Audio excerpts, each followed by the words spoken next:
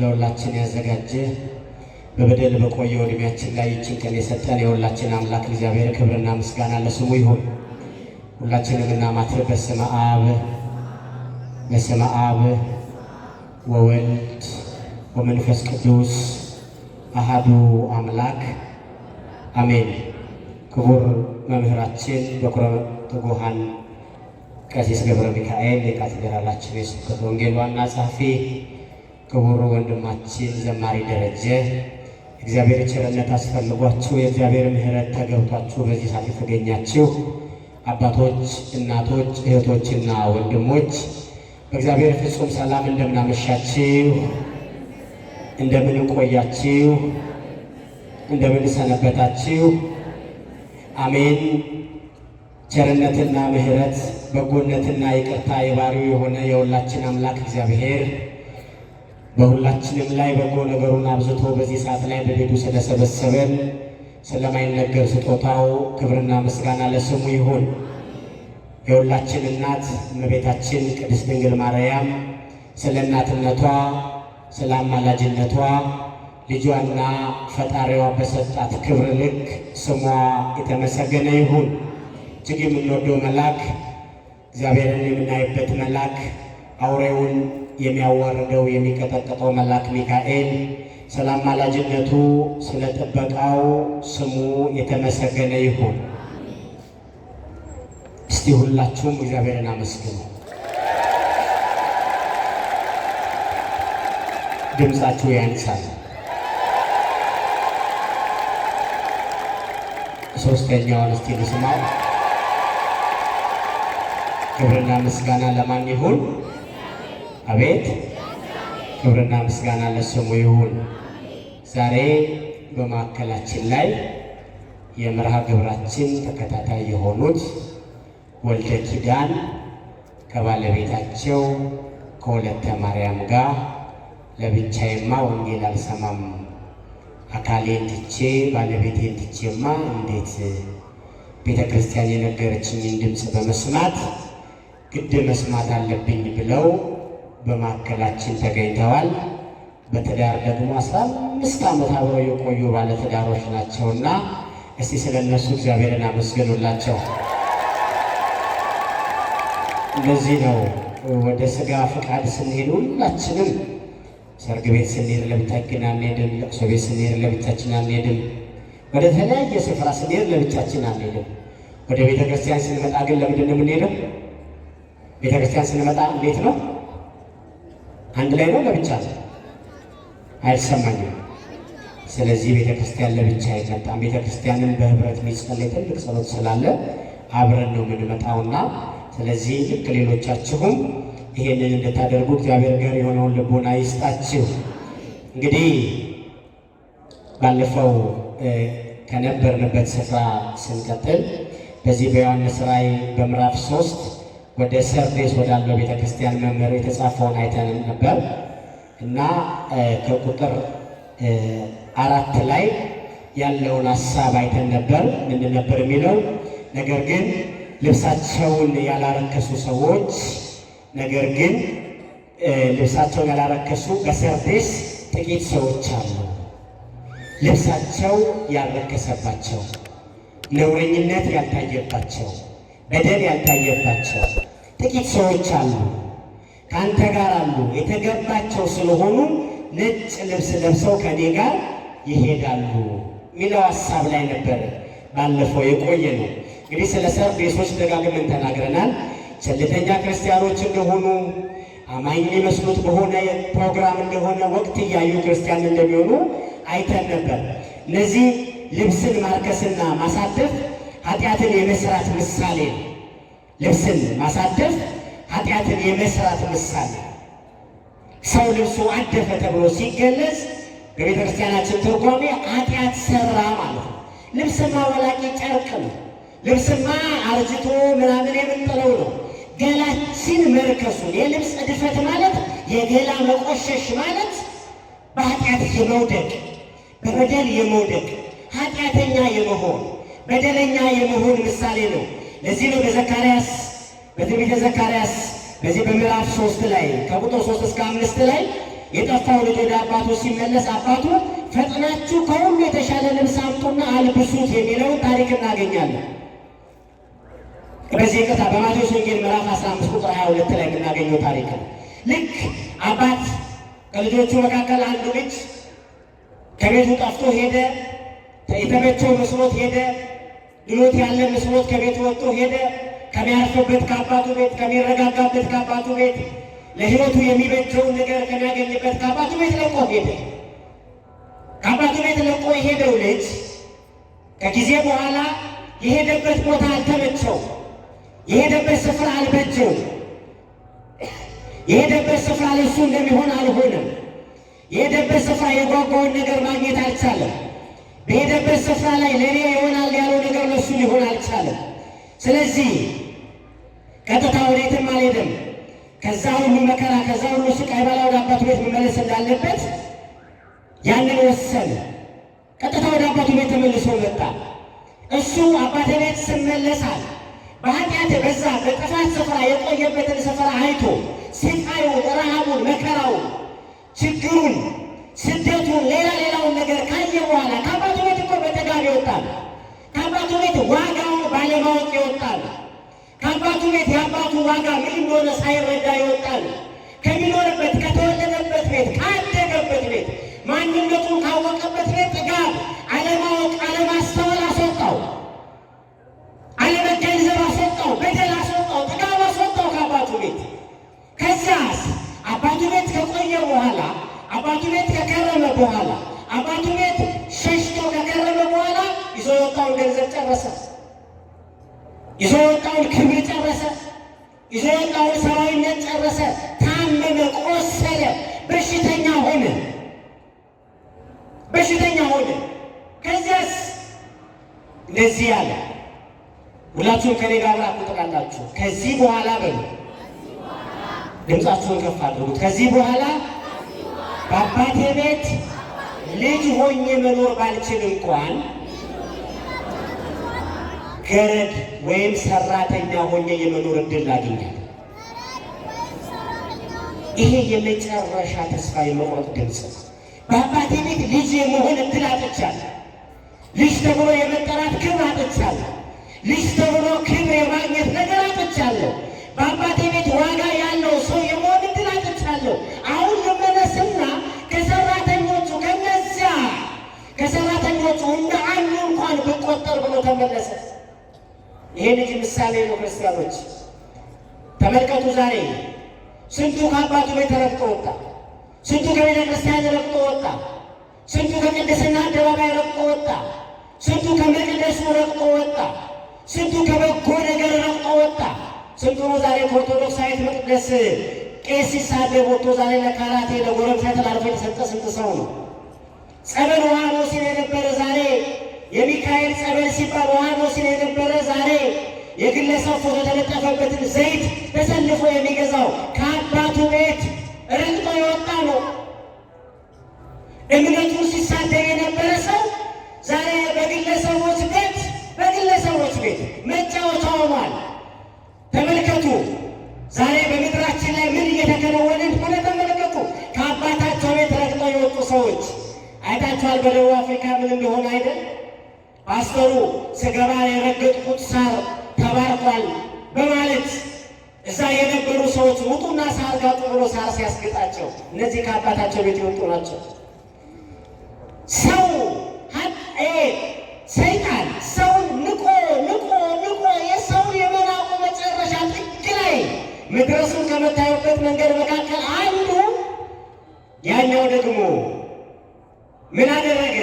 በረኪናውን ሌላ ኬሚካል ይሄንን እኔ ባርኬዋለሁ፣ እኔ እፍ ብዬበታለሁ፣ ጠጡ አትሞቱም ብሎ አጠጣቸው። መጠጣት አንድ ነገር ነው። ለመጠጣት የተሻሉ ሰዎች ግን ቁጥራቸው ብዙ ነበር። ይሄ ምንድነው? ሰው ለምንድነው እንዲሆነው? ይሄ ከአባቱ ቤት ረግጦ የወጣ ሰው ነው። ከአባቱ ቤት ረግጦ የወጣ ሰው ነው። መውለድ ከማይችሉ ሴቶች ጋር ከኔ ጋር ሲተኙ ይወልዳሉ ብሎ ባለትዳርን እያፋታ ያለ ጎረምሳ በሃይማኖት ስር የተከለለ ይሄ ከአባቱ ቤት የወጡትን የሚበላ አውሬ ነው። ይሄ ልጅ የገጠመው እንደዛ ነው። ታዲያ ወደ አባቱ ቤት ሲመለስ አባቱ ምን አለው? ወደ አባቱ ቤት ሲመለስ አባቱ ምን ብሎ ነው ያናገረው? እንደዚህ ያለው ወደ አባቱ ቤት ሲመለስ የጠፋው ልጄ ወደ አባቱ ፈጥናችሁ፣ በዚህ በማቴዎስ ወንጌል ምዕራፍ 15 ላይ የምናገኘው የጠፋው ልጄ ተመልሷልና ፈጥናችሁ ከሁሉም የተሻለ ልብስ አምጡና አልብሱልኝ አለ። ምን አምጡና አልብሱልኝ? አልሰማችሁ? ከሁሉ የተሻለ ምን? ከሁሉ የተሻለ ልብስ አምጣችሁ አልብሱልኝ። ዮሐንስ በራእዩ ምን አለ? በዮሐንስ ራእይ ላይ ምን አለ? በሰርዴስ ጥቂት ልብሳቸውን ያላቆሸሹ ሰዎች አሉ አለ። በሰርዴስ ጥቂት ልብሳቸው ያላደፈባቸው ሰዎች፣ ልብሳቸው ያልበከተባቸው ሰዎች አሉ። ክርስቲያኖች ምንድነው ዮሐንስ ያለን? በደል ያለካቸው ሰዎች፣ ኃጢአት ያለካቸው ሰዎች፣ ኃጢአት እንኳን ቢሰሩ በንስሐ የታጠቡ ሰዎች፣ በቅድስና የታጠቡ ሰዎች፣ በወንጌል የታጠቡ ሰዎች ከልጆቻቸው ጋር መጥተው ወንጌል የሚሰሙ፣ ከሚስቶቻቸው ጋር መጥተው ወንጌል የሚሰሙ፣ በዓለም ላይ ካለው ነገር ይልቅ በእግዚአብሔር ቤት ያለው ክብር እንደሚበልጥ አውቀው በአደባባይ ላይ የእግዚአብሔርን ድምፅ የሚሰሙ በሰርዴስ ጥቂት ሰዎች አሉ። በሰርዴስ ጥቂት ሰዎች አሉ። ለክብር የተሰሩ፣ ለበጎ ነገር የተሰሩ፣ ለይቅርታ የተሰሩ፣ ለመልካም ነገር የተሰሩ፣ በሰው ላይ ሳይሆን በእግዚአብሔር ላይ ተስፋ ያልቆረጡ ሰዎች። በማን ተስፋ ያልቆረጡ? አልሰማችሁ? ኧረ አይሰማም። በማን ተስፋ ያልቆረጡ? በእግዚአብሔር ተስፋ ያልቆረጡ ሰዎች። እስቲ ንስሐ የገባችሁ ሰዎች እጃችሁን አውጡ። ንስሐ የገባችሁ ሰዎች እያችሁ በቁጥር እዚህ ውስጥ ካለው 10% አትሞሉ። ንስሐ የገባችሁ ጥቂት ሰዎች ካሉ የተባልኩት እናንተ ናችሁ። ጥቂት የተባላችሁ እናንተ ናችሁ። በሥጋ ፈቃድ ኃጢአተኛ እንኳን ብትሆኑ በንስሐ ታጥባችኋል። ልብሳቸው ያልቆሸሸ ያለው እናንተን ነው። በጎ ነገር ያለው እናንተን ነው። እቺ ሀገር የማጠፋው እንደናንተ በንስሐ የሚመለከት ልብ ያላቸው ጥቂት ሰዎች በኢትዮጵያ ስላሉ ነው።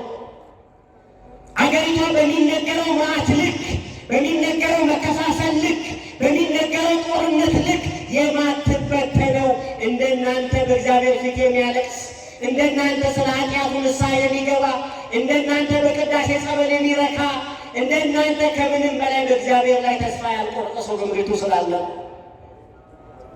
እናንተ የጠፋው ልጆች ልጅ አይደላችሁ። እናንተ በበረከት የተመለሳችሁ ናችሁ። ይሄንን ነው ያለው። ያ በአባቱ ቤት በወርቅ ጽዋ ሲጠጣ የነበረ ልጅ፣ በአባቱ ቤት በወርቅ ጽዋ በወርቅ ዋንጫ ሲበላ የነበረ ልጅ፣ በአባቱ ቤት በክብር ወንበር ሲቀመጥ የነበረ ልጅ፣ በአባቱ ቤት ብዙ አሽከሮች፣ ብዙ ሰራት፣ ብዙ አገልጋዮች የነበሩት ልጅ ከአባቱ ቤት ርቆ ከሄደ በኋላ የማንም ጎረምሳ መጫወቻ ሆነ። በምድር ላይ ያሉ ሕመሞች ሁሉ በእሱ ላይ ተፈራረቁ። አይደለም ሊርበው ይቅርና ረሃብ የሚባል ነገር በዘመኑ አይቶ የማያውቅ ሰው ያ ልጅ ተራበ። ያ ልጅ ተራበ። ረሃብ ነካው፣ ጎሰቆለ፣ ቤተሰብ አልባ ሆነ፣ ዘመድ አልባ ሆነ፣ ወገን አልባ ሆነ፣ ክብር ራቀው፣ መልካም ነገር ራቀው፣ ጎሰቆለ፣ ሰውነቱ ሸተተ፣ ሰውነቱ በከተ፣ ሰውነቱ ከዋጋ በታች ሆነ፣ ሰውነቱ እንደማይረባ ሆነ። አይደለም ለሌላ ሰው ለራሱ ጠረኑ ያቅለሸልሸው ጀመር። አይደለም ለሌላ ሰው ለራሱ ገላው ይቀፈው ጀመር። ለምን? ከአባቱ ቤት ስለወጣ። ለምን? ከአምላኩ ቤት ስለወጣ። ዛሬ ተመልከቱ።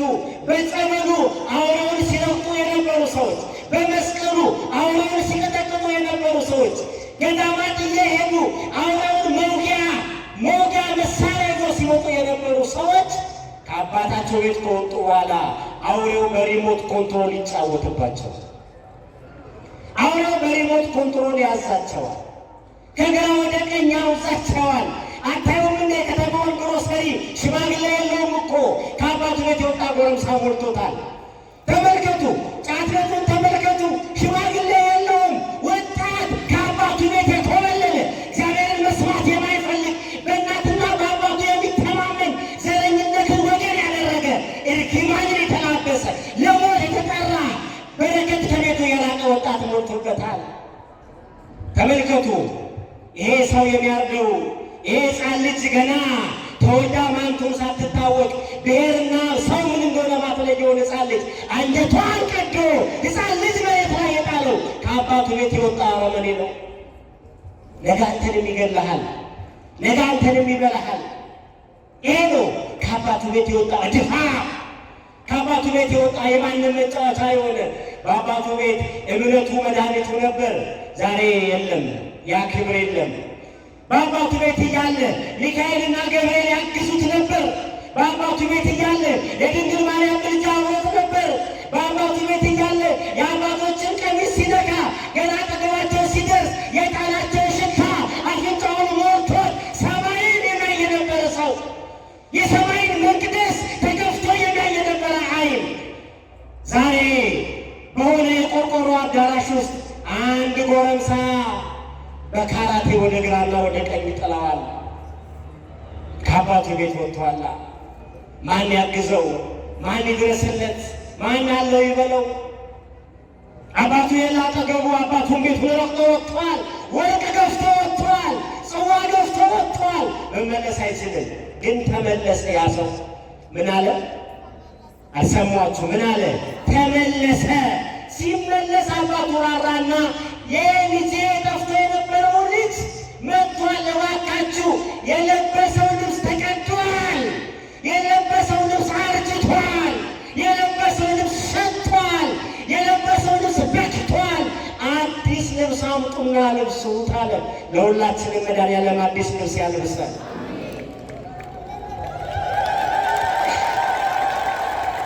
አምጡና አልብሱት አለ። አዲስ ልብስ የሥላሴ ልጅነት ምሳሌ ነው። አዲስ ልብስ የኦርቶዶክሳዊነት ምሳሌ ነው። አዲስ ልብስ አዲስ በንስሐ የመታጠብ ምሳሌ ነው። አዲስ ልብስ በእግዚአብሔር ፊት የመንበርከክ ምሳሌ ነው። አዲስ ልብስ በመቅደስ ቆሞ የማስቀደስ ምሳሌ ነው።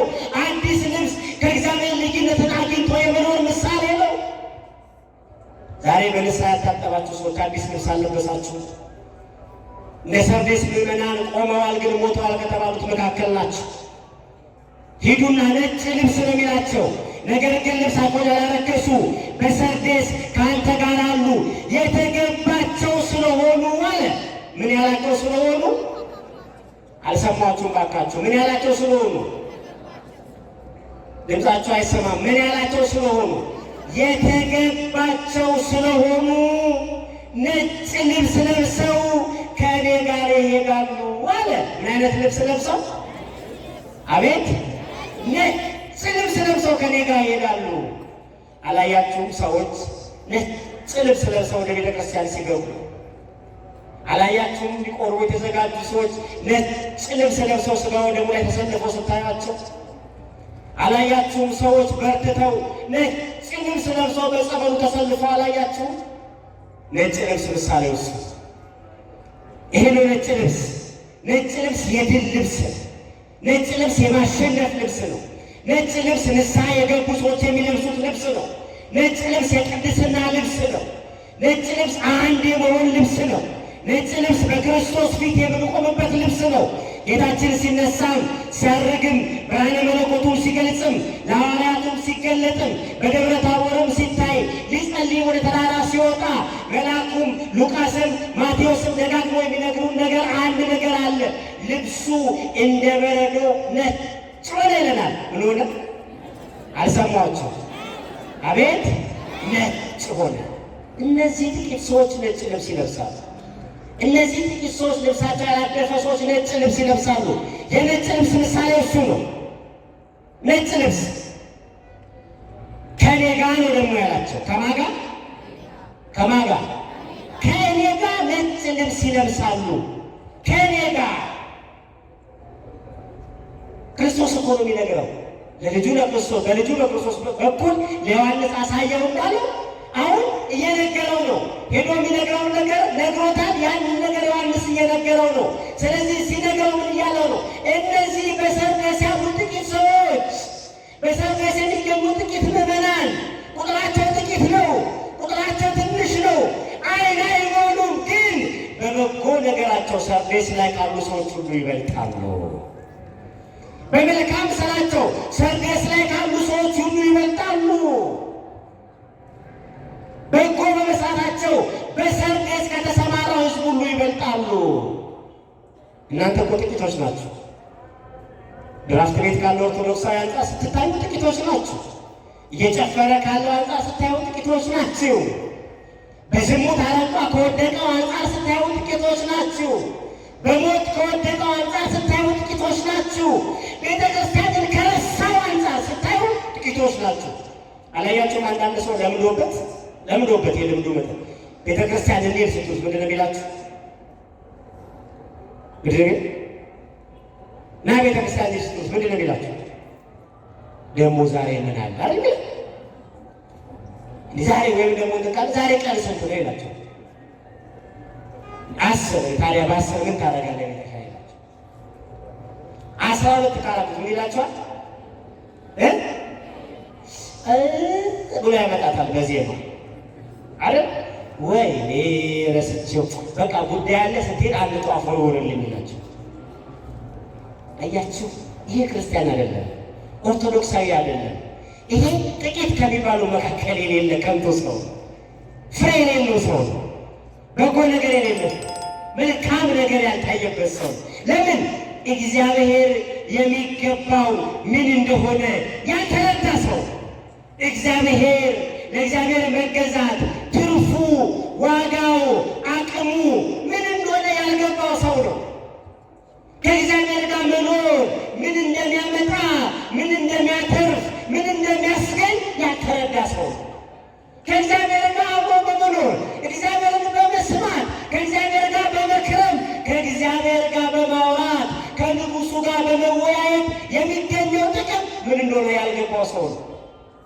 ምን እንደሆነ ያልገባው፣ ምን እንደሆነ ያልተረዳ፣ ምን እንደሆነ ያልተገነዘበ ሰው ነው ይሄ ሰው። እንደዚህ አይነት ሰው ነው ይሄ ሰው። ለዚህ ነው ዮሐንስ ምን አለ? በሰርዴስ ከአንተ ጋር የሚኖሩ በቁጥር ስናያቸው በጣም ጥቂት ሰዎች ናቸው። እነዚህ ጥቂት ሰዎች ምን አይነት ልብስ ይለብሳሉ? እባካችሁ ንገሩ። ምን አይነት ልብስ ይለብሳሉ?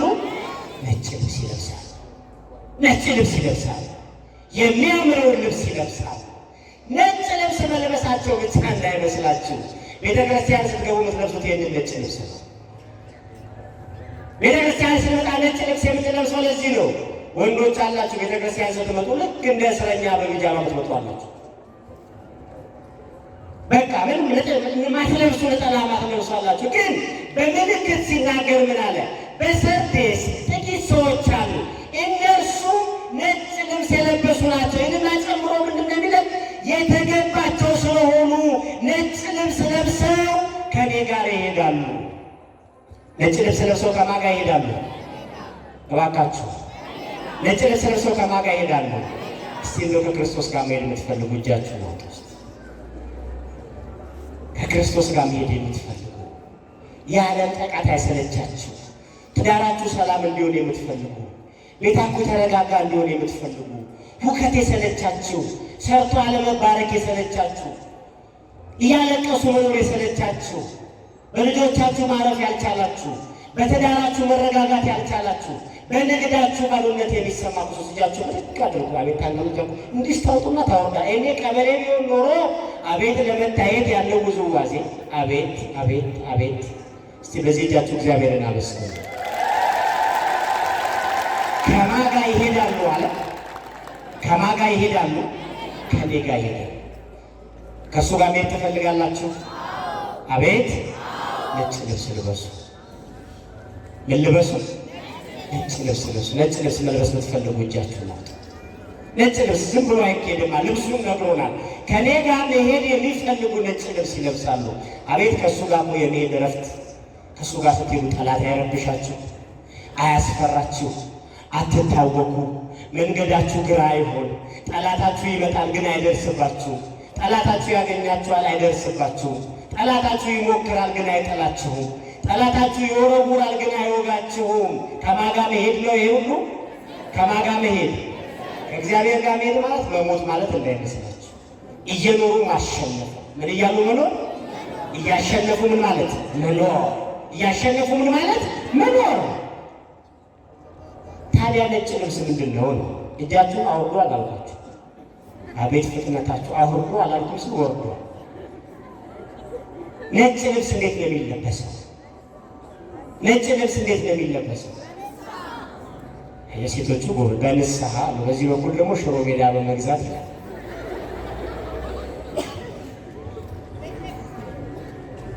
ነጭ ልብስ በምንድን ነው?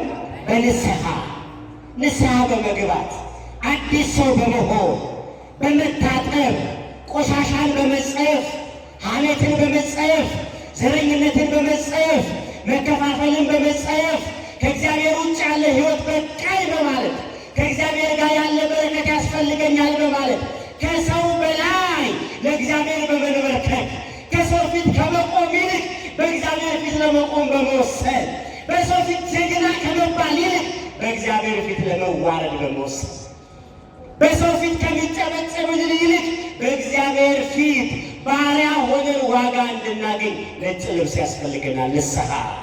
ስለዚህ እናንተ እንዳኩን ያወጣችሁ ንስሐ ትገባላችሁ። አሁን ማድረግ ጀመራችሁ። እንዲህ የወጣችሁ ወርዳ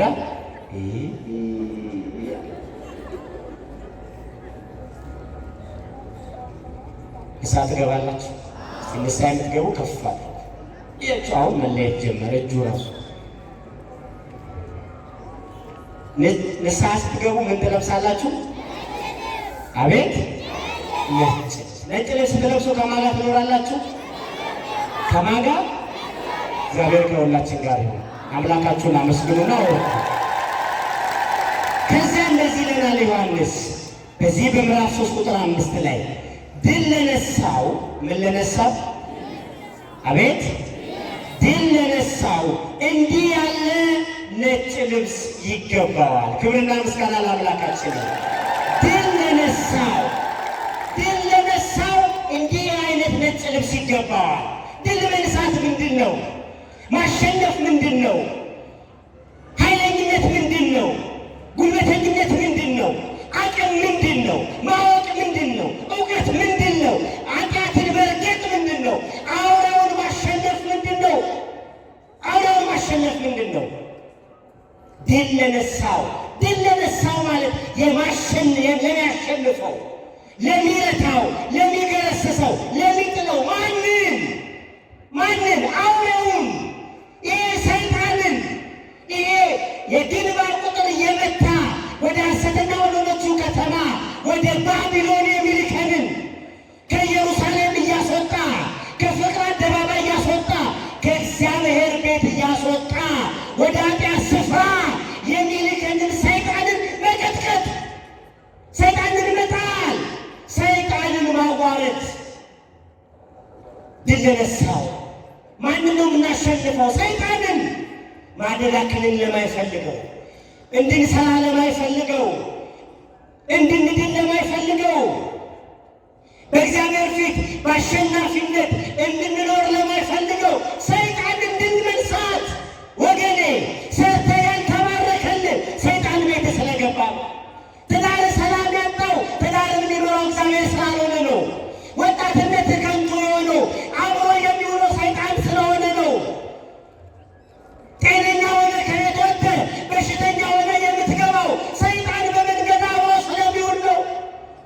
የሀቅ ገንዘብ ቤት እንዳይገባ፣ ሚስትን እንዳትወዳት፣ ልጆች እንዳይባረኩ የሆነው ሰይጣን በቤት ቁጭ ስላለ ነው። አውሬው እግሩ ስላስገባ ነው። አውሬው እባቡ መርዙን ቤቱ ስለረጨ ነው።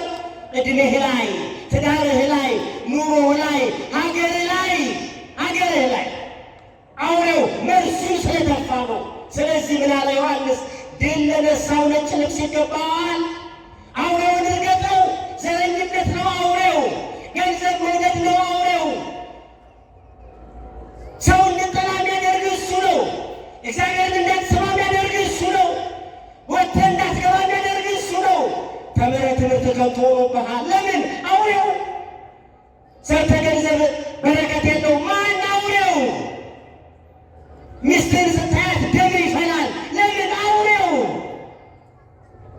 አንቺን ባልሽን ስታይ ውይ ይህን ሰውዬ ማላይበት ትላለች። ይህን ሰውዬ ማላይበት ስፍራ አንድ ሚስት ለባሏ ምን አለችው አሉ? በአንድ ነገር ላስቸግር አለችው። ስንት ነገር? አቤት! አንድ ነገር ላስቸግር አለችው። ባሏን እኮ ደግሞ ምን ፈለግሽ አለ። ያው አብርሃም አይደል እሱ የኔ እናት ምን ልቸገር አይላት እሱ ደግሞ ምን ፈለግሽ አላት። እንደው ከሰው እኩል አድርገኝ። ከምን እኩል አድርገኝ? እስቲ ከሰው እኩል አድርገኝ። እንደው ነጠላ ለብሼ ፎጣ ትከሻዬ ላይ ደርቤ ወገቤ ላይ ደግሞ ጥቁር ጥለት አስሬ እንደው ባሌ ብዬ ላልቅስ ሞትልኝ አለች። ምን በልን? እንደው በቃ ሞትልኝ፣ እንደው በቃ ልረጋጋ፣ እንደው በቃ ሲኔ ክብር ይድረስ። ስንቱ ሲሞት እንደሆነ አንድ ቀን መሳል አለቅሳለች። ባልም የዋዛ አይደለምና ምን አላት? እኔም እኮ ያንቺን ሀሳብ ለማሳካት ሄጄ ሐይቅ ውስጥ ወደኩልሽ። ምን ሆኖ ለመሞት? ውሃ ውስጥ ምን ሆኖ? ውሃ ውስጥ ገብቶ ለመሞት እኮ። እኔም እኮ ደስ እንዲልሽ ቀጥታ ሐይቅ ውስጥ ገባውና በቃ ሰምጬ ለሞት ገባው፣ ግን አንሳፈፈኝ። ምን አለ?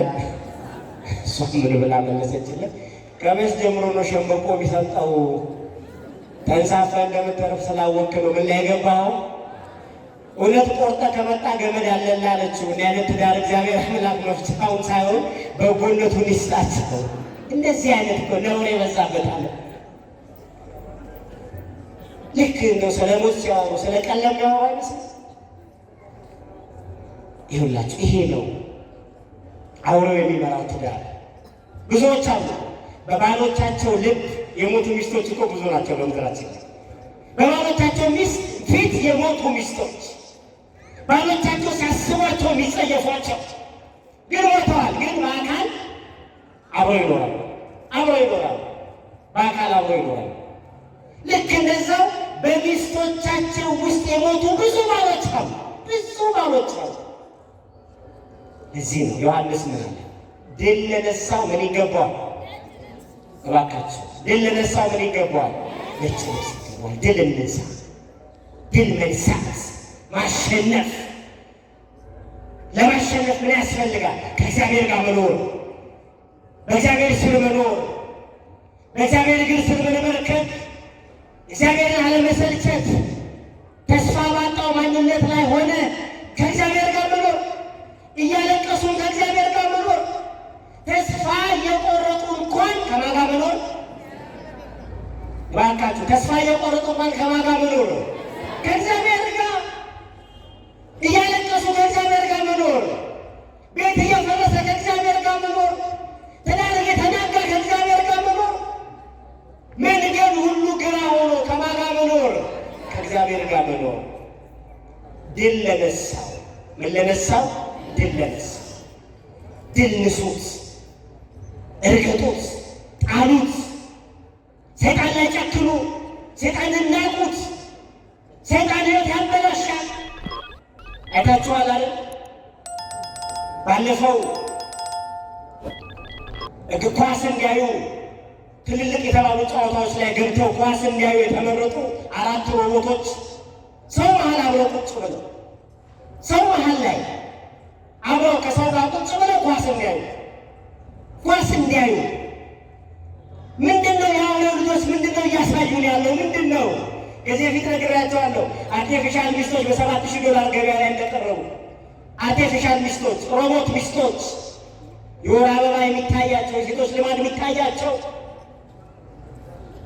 ለባላቸው ምግብ ሰርተው የሚያቀርቡ፣ ለባላቸው ቤት አጽድተው አልጋ አንጥፈው የሚያቀርቡ፣ ባላቸው ሲመጣ በር ከፍተው ስመው እንኳን ደህና መጣ ብለው የሚቀበሉ ሚስቶች። ለምን ሰውን ጠላ?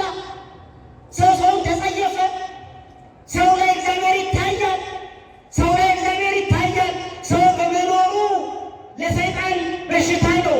ሰው በመኖሩ ለሰይጣን ሕመም ነው። ሰው በመኖሩ ለሰይጣን ተስፋ ማስቆረጫ ነው። ስለዚህ ሰይጣን ምን አደረገ? የሰው ቁጥር ከምድር ላይ እንዲቀንስ ፈለገ። ስለዚህ የማይወልዱ ሴቶች በገንዘብ ሰው ቡቲክ ገብቶ የሮቦት መሸጫ ቡቲክ ገብቶ በቻይናዊ ቆዳ ይሻላል፣ በአፍሪካ ቆዳ ይሻላል፣ በነጭ ቆዳ ይሻላል ተብሎ ሚስቱን በገንዘብ ገዝቶ የሚሄድበት ዘመን ላይ ደረሰ። በእሱ ደንግጠን ድንጋጤ ሳንጨርስ አሁን ደግሞ ትልልቅ የሆኑ የስፖርት መድረኮች ላይ ሱፍ ለብሰው ምን ለብሰው ቁጭ ብለው ከሰው ጋር ኳስ እያዩ ጎል ሲገባ እጃቸውን እያወጡ እያጨበጨቡ እየሳቁ የሚያዩ ምንድን ነው ሊለቁ የፈለጉት? ገና በዚህ አርቲፊሻል ኢንቴሊጀንስ በሚባለው ነገር ሰው ከምድር ላይ ጠፍቶ ሮቦት ምድርን ይገዛታል። ሮቦት ሰይጣን በዚህ ልክ ቤት ገብቶ እያቀደ ነው። ሰይጣን በዚህ ልክ ልጆች አይጠቅሙም እያለ ነው። ሰይጣን በዚህ ልክ የመኖር ዋጋ የለውም እያለ ነው። ስለዚህ ሰይጣንን ናቀው፣ ሰይጣንን ጣለው፣ ሰይጣንን ተጸየፈው፣ ሰይጣንን ከሕይወት አስወጣው። ለዚህ ነው ድል ለነሳው እንዲህ ያለ ነጭ ልብስ ይገባዋል። ስሙ ከሕይወት መጽሐፍ አይደመሰስም። ስሙ ከምን መጽሐፍ አይደመሰስም? እባካችሁ አልሰማችሁም? ስሙ ከምን መጽሐፍ አይደመሰስም? ከምን መጽሐፍ? ስሙ ከሕይወት መጽሐፍ አይደመሰስም። በአባቴና በመላእክቱ ፊት ስለ ስሙ እመሰክርለታለሁ። ክብርና ምስጋና ለአምላካችን ይሁን።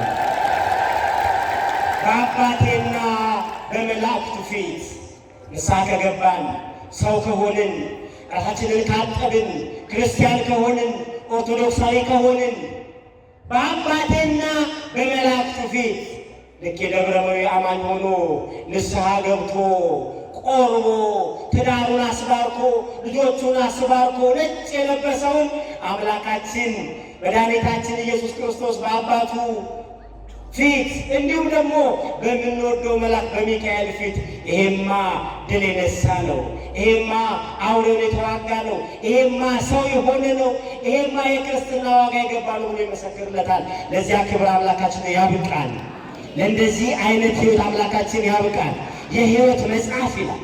የሕይወት መጽሐፍ በጎ ነገር መልካም ነገር የሚጻፍበት መጽሐፍ፣ ጻድቃን የተጠሩበት መጽሐፍ፣ በጎነታችን የሚጻፍበት መጽሐፍ፣ ማንም የማይደመስሰው መጽሐፍ፣ ማንም የማይቀደው መጽሐፍ፣ ማንም የማይመትነው መጽሐፍ።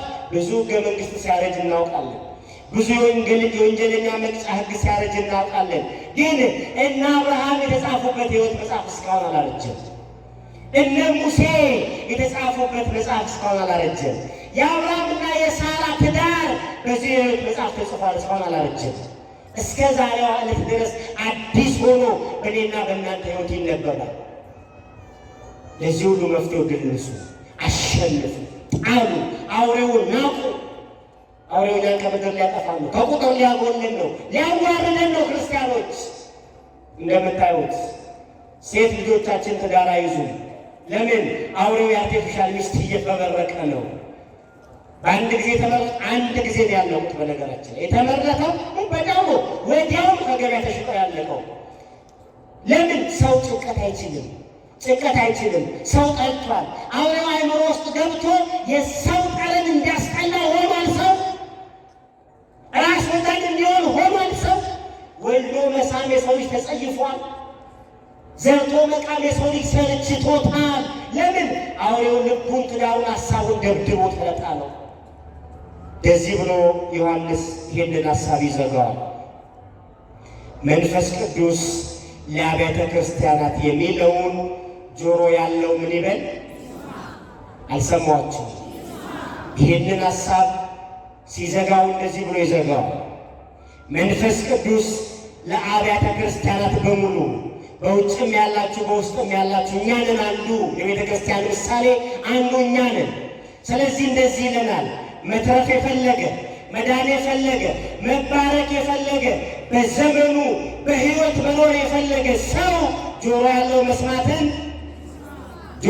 መስማትን ይስማ። መትረፍ ከፈለክ ስማ። መዳን ከፈለክ ስማ። በ12 በ19 በ21 ጋር እግዚአብሔርን አትስማ፣ በየቀኑ እግዚአብሔርን ስማ። አይታል ዙምቢዎች የት እንደደረሱ አለ። ካናዳ የተቸገረችበት ትልቁ ነገር ዙምቢዎቹ ይህንን በመርፌ የሚሰጥ ማደንዘዣ መድኃኒት ተወግተው ቀኑን ሙሉ በደም ስራቸው ላይ ይህንን መርፌ ከተወጉ በኋላ ካናዳ ውስጥ በሺህ የሚቆጠሩ ሰዎች የዛሬ 3 ዓመት ሲጀምሩ 7 ዓመት ሲጀምሩ 10 20 ሰዎች ነበሩ። አሁን በሺህ ደርሰዋል። ቀኑን ሙሉ ከተዋጉ በኋላ ቀኑን ሙሉ እንደዚህ ብሎ ነው የሚውሉት። 24 ሰዓት ሙሉ ሰው እንደዚህ ሆኖ ይውላል። ዞምቢዎቹ መሄድ አይችሉም፣ አይሰሙ፣ አይለሙ። እግራቸውን ብትቆርጧቸው፣ እጃቸውን ብትቆርጧቸው አይሰሩ። የሚገርመኝ ነገር ደም ስራቸው በዚህ መድኃኒት ተወቅቶ አልቆ የሚወጉበት ስፍራ አጥተው ምናቸውን እንደሚወጉ ታውቃላችሁ? አይናቸው ላይ ይሄንን መድኃኒት ይወጉታል። አይናቸው ሰይጣን በዚህ ልክ ሊያዋርደው ይፈልጋል። ሰይጣን በዚህ ልክ ባዶ ሊያደርግህ ይፈልጋል። ሰይጣን በዚህ ልክ ሊሰብርህ ይፈልጋል። ሰይጣን በዚህ ልክ ወጣትነትን ሊነሳ ይፈልጋል። ሰይጣን በዚህ ልክ ትዳርን ሊነጥቅ ይፈልጋል። ሰይጣን በዚህ ልክ መኖር አስጠልቶታል። ሰይጣን በዚህ ልክ ሰላም የማይን አይፈልግም። ሰይጣን በዚህ ልክ ሰው ሆነ ወጥተህ እንድትገባ አይፈልግም። ሰይጣን በዚህ ልክ ኦርቶዶክሳዊ ሆነ እንድትጠራ አይፈልግም።